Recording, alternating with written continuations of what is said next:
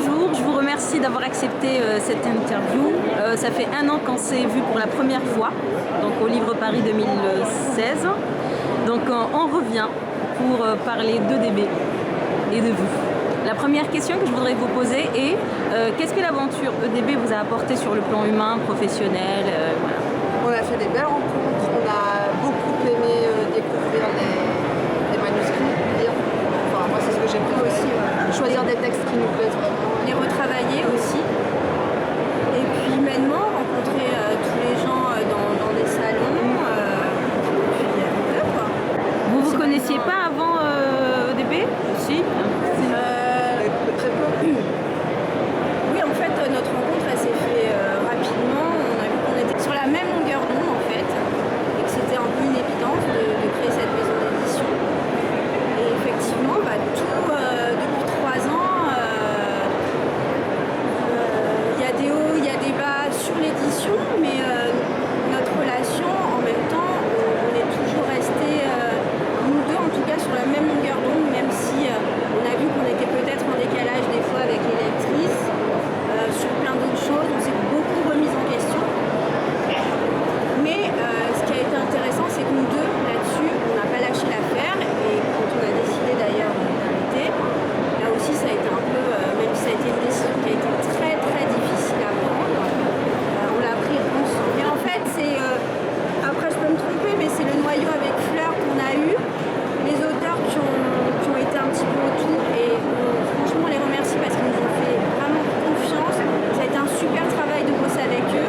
Et ce que je veux dire, voilà, et c'est aussi quand on voit le salon du livre de Paris, le monde qu'il peut y avoir, hier à l'apéro, le monde qu'il y a eu, et j'ai l'impression que j'espère qu'une petite âme de DB restera chacun d'entre nous. Pourquoi vous avez décidé d'arrêter EDB alors que pour ma part je pensais que vraiment c'était une maison d'édition qui apportait du bonheur aux gens mais franchement je suis vraiment sincère hein, j'y croyais pas lorsqu'une personne me l'a dit, il a fallu que je le lise sur la page pour réaliser votre page Facebook pour réaliser que c'était vraiment fini. On va pas pleurer, heureusement qu'on ne me voit pas. Donc pourquoi? Eh bien, pour plusieurs raisons. Voilà. Déjà, ça prend beaucoup de temps. La team EDB, c'est nous deux et nos hommes de l'ombre.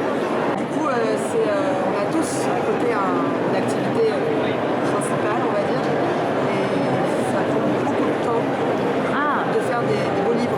On donne la priorité à nos activités principales. Et on s'est aussi rendu compte que si c'était pas EDB l'activité principale, on ne pouvait pas s'investir autant qu'il faudrait pour donner aux auteurs ce qu'on avait envie de leur donner, c'est-à-dire une bonne visibilité.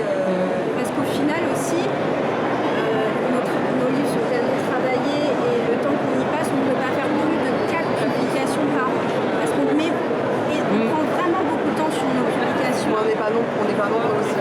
Voilà, comme on n'est pas nombreux, et puis en même temps, voilà, que ce soit Ali qui nous fait les couvertures, donc elle prend aussi du temps, elle suit. Oui, elle lit un peu les livres pour bien capter l'atmosphère. Tout ça, c'est des délais qui se mettent les uns à la suite des autres, avec les co-auteurs qui sont aussi tous des bénévoles. Et au final, 4 publics par an pour une maison d'édition, qu'elle puisse en vivre, on s'est rendu compte, peut-être un peu tard, que ce n'était pas possible. Mais les gens nous le disent là, quand ils viennent nous voir et qu'ils nous demandent pourquoi vous arrêtez, vous allez manquer dans le paysage éditorial, etc. Mais d'un autre côté, on n'a pas non plus 10 000 ventes par mois. C'est ça. Donc, à un moment, parce que si on avait, faut pas se leurrer, que si on avait vraiment les 10 000 ventes, etc., ce serait devenu notre activité principale. c'est un cercle vicieux en fait. C'est que nous, on veut faire de la qualité il faut du temps. Et puis en même temps, nous, on fait de publication, moins, on va être honnête, ça rentre et c'est tout un cercle. Et puis, comme on dit, à partir de là, nous, ce n'est pas notre activité principale et on a pris une décision qui n'a pas été facile. Ça serait devenu notre activité principale. On aurait continué. Si ça avait assez marché, et là, on se serait donné à 100%. Mais aujourd'hui, si on voulait vivre de DB, on ne pourrait pas. Et il n'y a pas que l'argent dans la vie, certes. Mais je vous comprends tout à fait. Hein. À un moment, on est très content de voir les retours. Les gens qui viennent nous dire qu'on va leur manquer, voilà, etc. Ça nous fait super plaisir. On se dit, voilà, on n'a pas. C'était pas un coup d'épée dans l'eau. Ouais.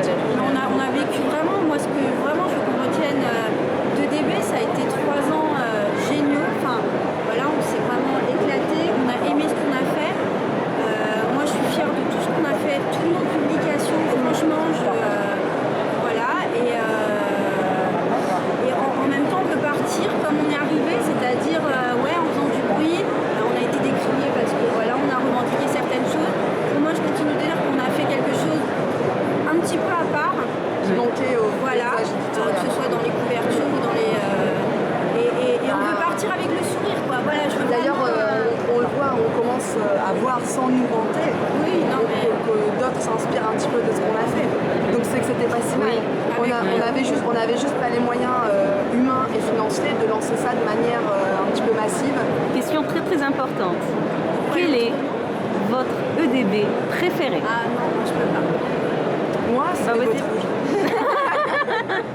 Moi je peux pas parce que je crois que à partir du moment où on suit on suit une histoire, du début quand on reçoit le manuscrit jusqu'à la fin de le voir imprimé, c'est En fait, on dit que c'est tous nos bébés quoi, parce que Oui. Parce que c'est pas les livres en fait, c'est la relation qu'on a avec l'auteur, Exactement, les c'est les corrections, discussions qu'on a pu avoir sur les corrections, Magnifique. c'est l'élaboration de la couverture avec Alice, c'est les détails à l'intérieur justement. le boulot de JGM, c'est tous les correcteurs bénévoles qui faisaient la correction orthographe etc, mais qui donnaient aussi leur avis sur les livres.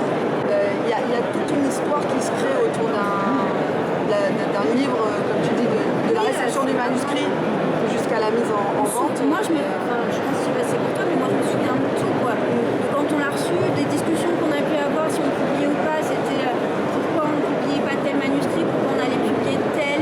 Les avis aussi, parce que on avait un comité de lecture qui assurait et qui était à notre image, parce qu'au final, voilà, on ne voulait pas n'importe quel livre chez EDB, il fallait des gens qui nous correspondent aussi, donc on a trouvé une super team qui nous a sorti des beaux projets et franchement on a su très très bien s'entourer de personnes qui étaient vraiment à l'image qu'on avait envie de donner à EDB, mais que ce soit aussi pour les blogs, parce que il y a des blogs Des et partenaires, oui, bilingues. voilà. Mais oui, qui nous suivent depuis le début. et tout ça c'est nos bébés et c'est pour ça que la priorité absolue avec Fleur là qu'on a, c'est de replacer maintenant les auteurs, parce qu'on prend eux et on a envie de voir les histoires. Parce qu'il y a c'est plus juste un livre, il y a un affect qui rentre en jeu. Complètement.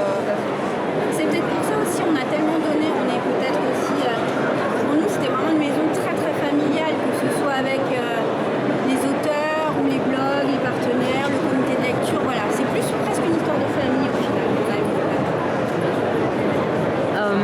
Donc non, on ne peut pas répondre à ta question en fait. On les aime Ouais, tout tous, ça pour me dire ça. Ce sont tous nos enfants. tout ça pour nous dire ça. Elle l'a placé en fait. Je voudrais savoir finalement, il va y avoir une suite pour Season Song? Coupe. Alors, Non, le mais- but c'est qu'il y en ait une, comme on essaie d'expliquer, à partir du moment où DB ferme, Season Song faisait partie de DB, voilà. Ah. Pour le moment, tant que Season Song, on ne sait pas encore ce qu'on va en faire, c'est compliqué de faire une suite dans le vent. On a toutes nos idées qui sont posées sur le papier, mais c'est difficile de trouver l'inspiration à partir du moment où on ne sait pas ce qu'on veut en faire. On a été un peu coupé dans notre élan avec cette histoire. Dernière question, quels sont vos projets? Moi j'ai une série qui sort, une série de Tom et Compagnon, on change de qui sort le 27 avril de cette année aux éditions Ango. Et puis la suite, je vais écrire, je vais pas m'arrêter d'écrire. Moi j'ai juste One qui est publié là chez BMR, le 1 et le 2. Le tome 2 est un coup de cœur. Je l'ai payé très cher pour gagner ça. Merci. Voilà, une dernière chose à dire à vos lectrices. Les éditions EDB ça s'arrête, EDB ça ne s'arrête pas, l'esprit EDB ça ne s'arrête pas,